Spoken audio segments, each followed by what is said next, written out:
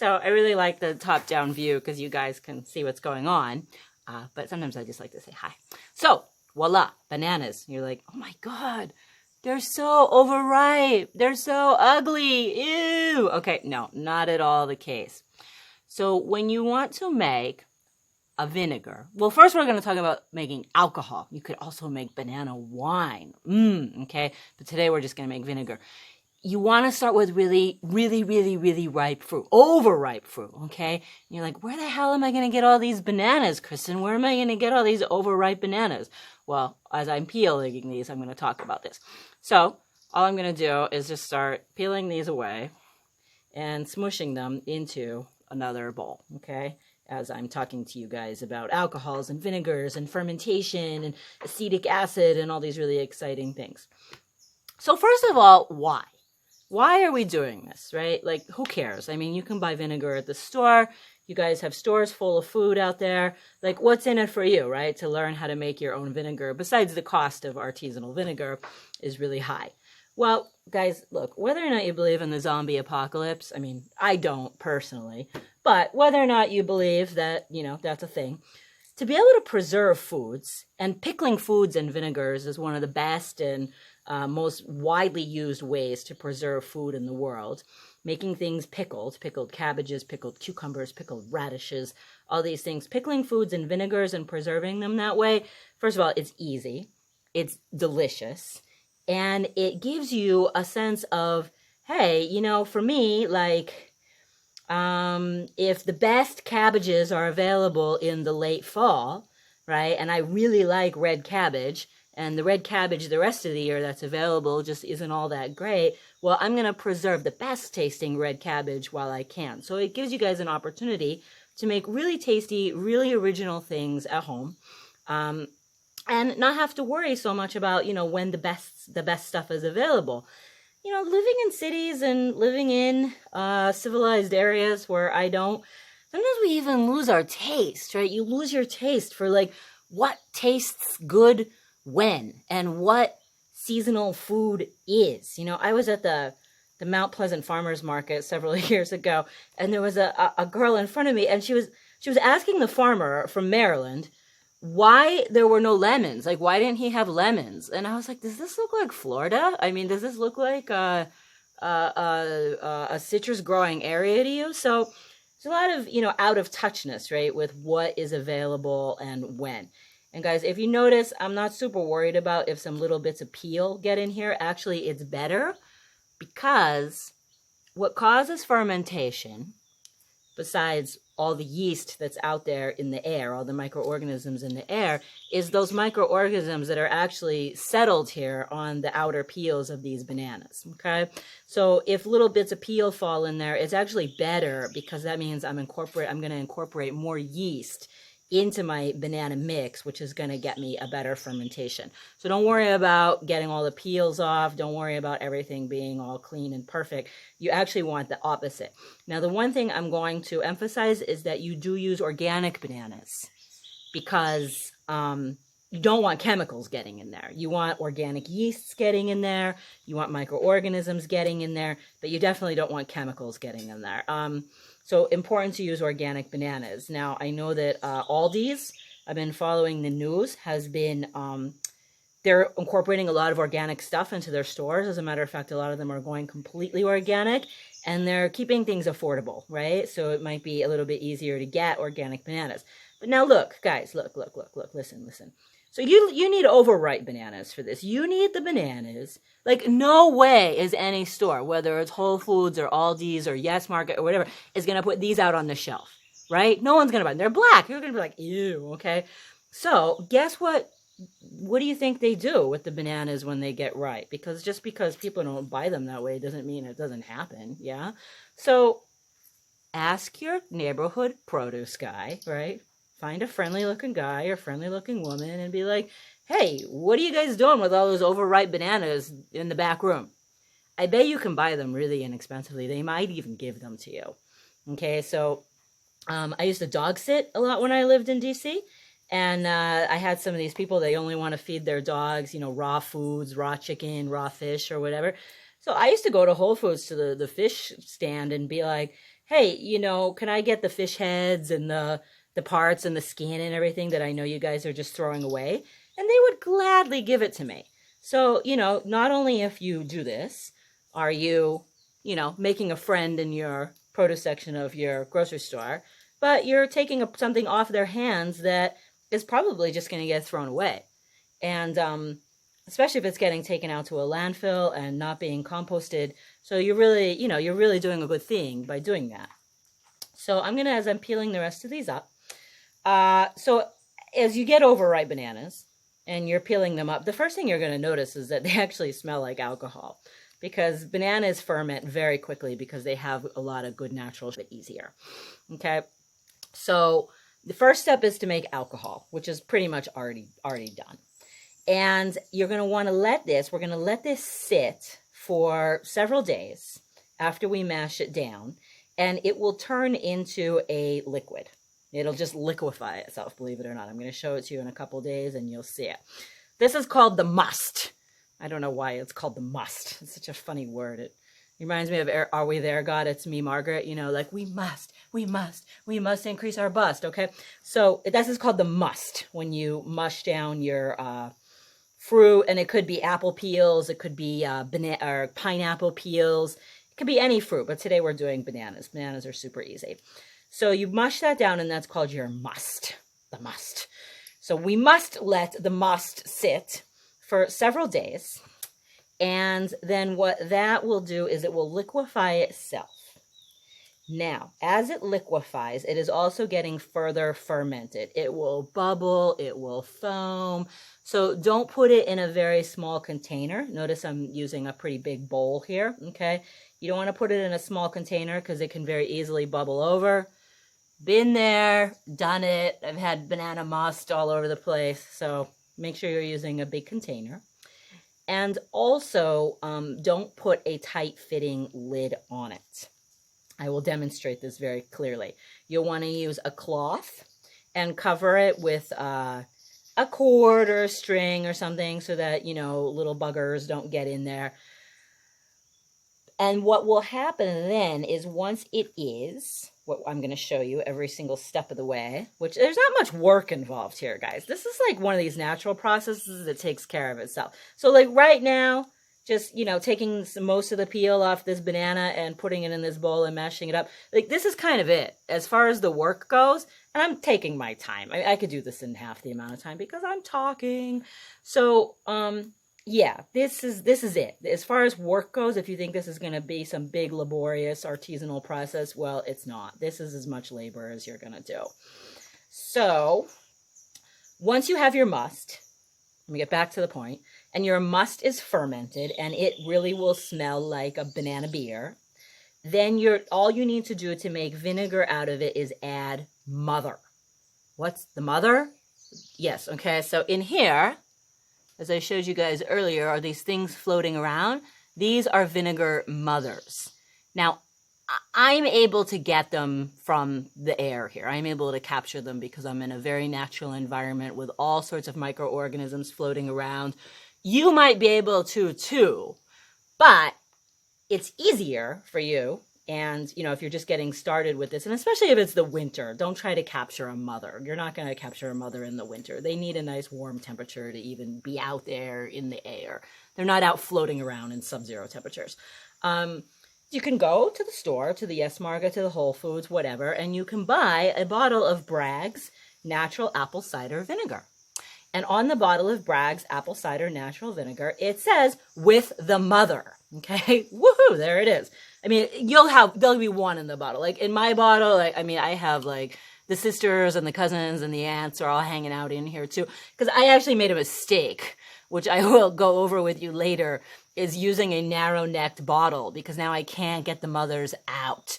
So what you'll need some wide-mouthed jars, and we'll go over that again later so you don't forget. Okay, so no narrow-necked bottles because once you got the mother in there, it grows, it multiplies, it has babies, and then, you want to divide it and give it to a friend and be like, hey, I got a vinegar mother for you, and then you can't because you put it in the wrong bottle like I did. So learn from my mistakes. Okay, so this is almost done.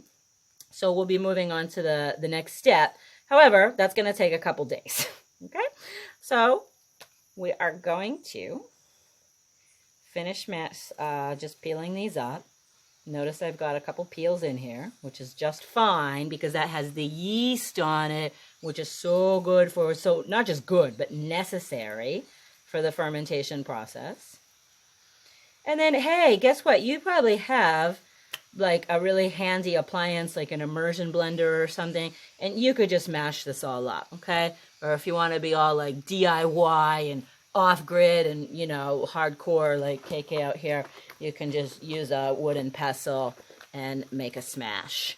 And here, look, I even had, because these bananas were sitting for a while, some of them were already starting to liquefy. So I'm just going to pour that liquid in there. I don't want to lose that. And I'm just going to mash this up into a must. It's a very satisfying thing to do, though, I have to tell you. Even if you have a blender, I mean, you know, great. But then, you know, then the blender gets dirtied up, right? And then you don't get this awesome exercise. Like, right now, I mean, this is exercise. Like I can feel my arm muscles, you know? Like, it's really good, yeah? So, and this is a very satisfying thing to do, to smash up your own bananas. I mean, it's not like it's hard, but it's like, yeah, you know? You can get a little aggression out. You can maybe think about something that's like bothering you, and then, you know, by the time you're done, it's probably not going to be bothering you because you're just going to be thinking about if you've got your bananas all smashed up, okay? And then you don't need to do like a super perfect job. You don't have to make like a very smooth hummus out of it. You just don't worry. As they ferment, they'll liquefy themselves the rest of the way. Yeah? Okay. So that's that. Let me get this out of the way. Those peels are going to go right out into the compost, obviously. Okay, and then I'm using a shade cloth here. See, because it's a little bit porous, yeah? But I'm going to double it because I really don't want the flies getting in there, the fruit flies, and some of them are really tiny. So I'm going to double it, but you can see it's still porous. You don't have to use this. You can also just use a very nice, light woven cotton. An old t-shirt is perfect, like one that's kind of been worn until it's really thin, you know, and then... So the reason why you want to use something that's porous, this is very important, is because you want air to not only be able to escape your fermenting mixture so it doesn't bubble over and explode everywhere, but so that air that potentially has the good yeast in it can also get in there, okay? So we're going to make a fermentation first. That's the first step. And then when we get to the point where we are bottling it up and adding the mother, I'll explain more then about the chemistry of converting alcohol into vinegar. So then we're going to convert an alcohol into an acid. But you don't have to do anything. Mommy does it for you. The mother does it for you. So as far as the work goes, ta-da, that's it. And then soon we will have our own vinegar to make our own awesome pickles. Oh, and one more thing. Banana vinegar, it doesn't really taste much like bananas. It actually has a really delicious lemony, orangey, pineapple-y citrus flavor to it by the time it's done. So it's absolutely perfect for making pickles. Okay, guys, we'll check in this in a couple of days. Okay, so here we are. We're back with banana vinegar, part 2. So we're going to unveil our banana must. Remember in the last segment we made the must, right? The must is all the bananas smashed down, and we set it aside. It's been 3 days, okay, in a nice warm temperature here, usually between 23 and 25 degrees centigrade or 74 to 76 Fahrenheit. Perfect temperature for fermentation. So we're going to unveil it and we'll see what it looks like. Ta-da! You're like, whoa, what is that? So remember I said that the mixture would liquefy. And you're like, that doesn't look like liquid. That looks like a big banana pudding. Well, it does. But the thing is that when it liquefies, all of the the banana must comes up to the surface, the mush comes up to the surface, and the liquid is right underneath the skin. So you can see it bubbling up, yeah? And it's still active, okay? So this is still in a state of very active fermentation. As soon as I peel that back, it starts bubbling up. So right now, essentially what we have is kind of like a banana ale or a banana beer. You know, maybe I'll even try a little bit.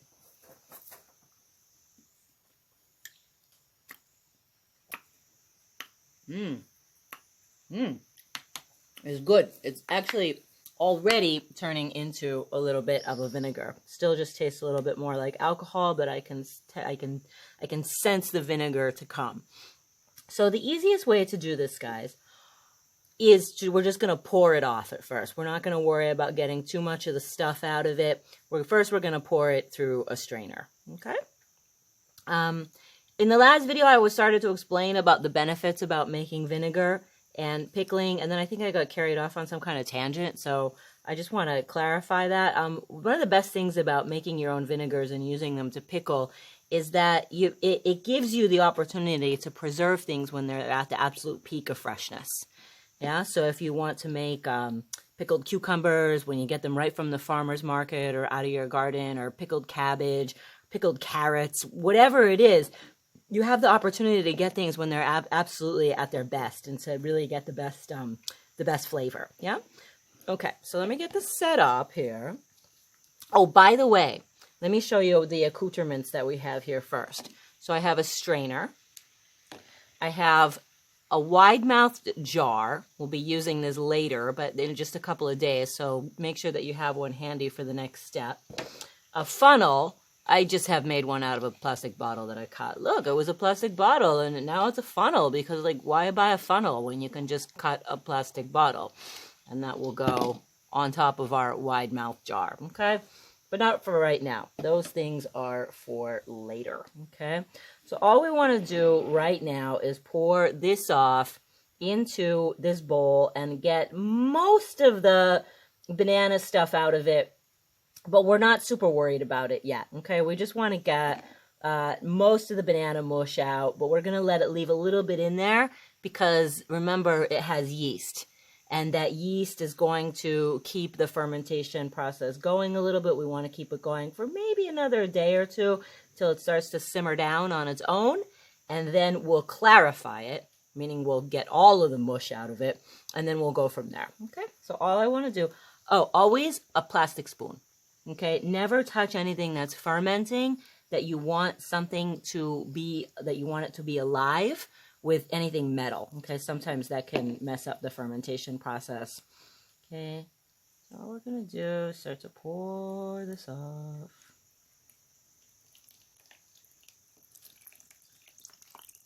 And I'm just holding the skin back.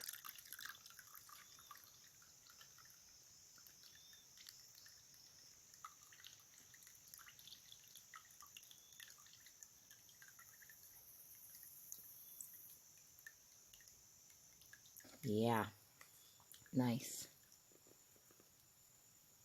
And don't worry if some of the skin falls off there into the strainer, because obviously that's what the strainer is for. It's catching it. Yeah. This was a really good batch. We have a really, really beautiful liquid here.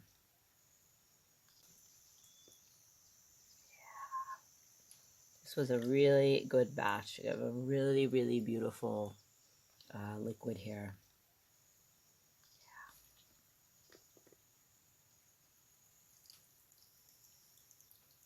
Yeah. Okay. What I can actually do is, and what you can do, is you don't have to throw this away right away. I would actually let this sit for another day or two, and it'll liquefy more, and then we can add that liquid into this batch as well. But as you can see, we were still able to extract quite a bit here. This is definitely a good, healthy 12 to 14 ounces here of liquid. Just get the rest of that out. Okie dokie. Okay, guys, and then same thing we did before. This is still in a process of fermentation. So that means it's gaseous. And that means if you put it in a glass bottle and put a cork or a lid on it, it's going to blow your bottle up. So you don't want to do that. So we're going to do the same thing that we did before. Is this time I'm going to use a clean cloth. Something that is still nice and light and porous and allows in both light and air. And I will cover my liquid with the clean cloth. And then just use a string to tie it off. Yeah. Like a little package.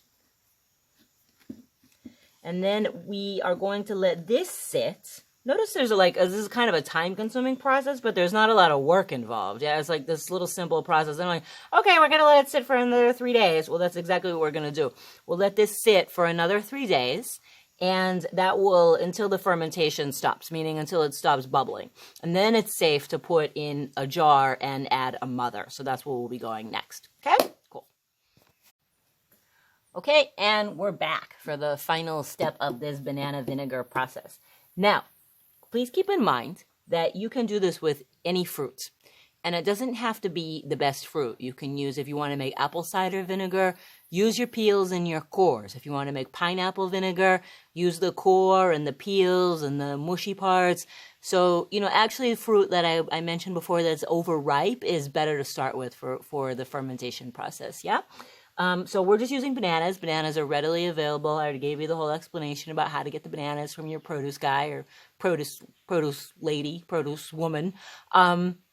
So we're just using bananas because it's convenient. But remember, this is like a one-size-fits-all method. You can use any fruit, okay? So this has been sitting for 2 days now, and the bubbling has stopped. You can see it's this beautiful, beautiful color, right? And it stopped bubbling, so it's now safe to put in a jar with a mother. So first what I want to do is clarify it a little bit, okay? What does that mean? It just means get a little bit of the cloudiness of it out of it. So what I'll do here is first I'm just going to dump it into my wide mouth jar. So here's my wide mouth jar is back. Okay. And then you can see there's some cloudy stuff left at the bottom of the bowl. Okay, so I'm just going to rinse this out really quickly. You don't have to go crazy and wash everything out here, guys. Just a quick rinse because all we're doing here is basically playing musical containers. Okay, so then put your colander in your bowl, and then what you need is a little piece of cloth. Porous, nice and light, something that's going to let your liquid pass through and trap the cloudy stuff between. Now, you can do this as many times as you want. If you want really clear vinegar, I would recommend doing this 3 times, twice maybe, okay? I'm like a little more, artisanal, hipster, hippie crunchy about it. I just do it 1 time, okay? Because there's too much to do. But if you want a really, really clear vinegar, you can do this more than once. Okay, so all we're going to do now is just pour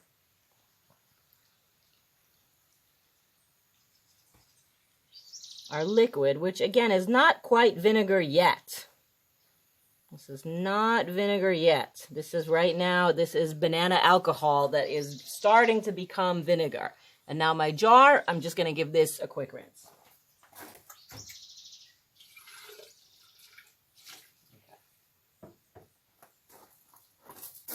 So what exactly is going on here? As this starts to siphon down, I will explain. What exactly is going on?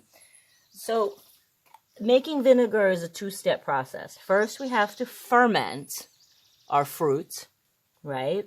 And make a liquid out of it, as we saw. And then we have to somehow convert alcohol into acid. So this is the chemistry that's going on. Look, guys, I had absolutely no interest in chemistry at all. I didn't even take it in high school. I skipped out, okay? But when I started learning how to make fermenting things and making my own alcohol and making my own vinegars, I got really interested in chemistry because it's applied, right? It's, wow, I can see it working. Mm-hmm. So the way that alcohol gets converted into acid, which is vinegar, the chemical name, the chemistry, the scientific name for vinegar is acetic acid. Okay, that's what we're making here, is acetic acid. And we're looking to get it of an acidity at 5% or higher. Is great, especially if you're going to use it for pickling. So as this starts to drip down here through the cloth, right? And you can walk away from it at this point. Like, go watch TV, or like go like walk around the block, or walk your dog, or do a yoga pose, or stand on your head, or whatever while this is happening. You don't have to stand here and, you know, stare at it, right? Because you want it to go down slowly. You want it to go down as slowly as possible, so that as much as the cloudy stuff gets trapped in the cloth and the liquid that's going down is relatively clear. Okay?